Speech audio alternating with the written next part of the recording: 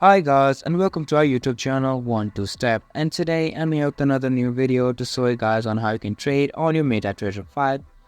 To do so, just follow some simple steps that I will show you on this video.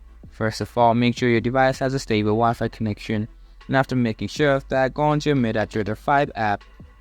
And after your app opens up, you can see that you'll be on the home page or course of MetaTrader, and you can see an option for trade on the middle bottom of the screen. If you go on to trades, and here you can see this type of screen on your screen. Now go on to the top right corner and you can see an icon like a file-like icon. After that, click on it and it will take you to this screen.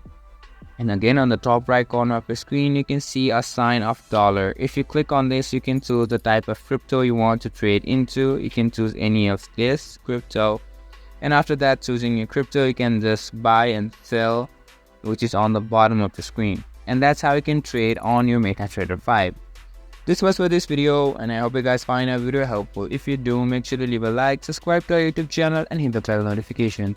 And don't forget to drop a comment for review and for more content like this. See you guys in our next video. Thank you for watching.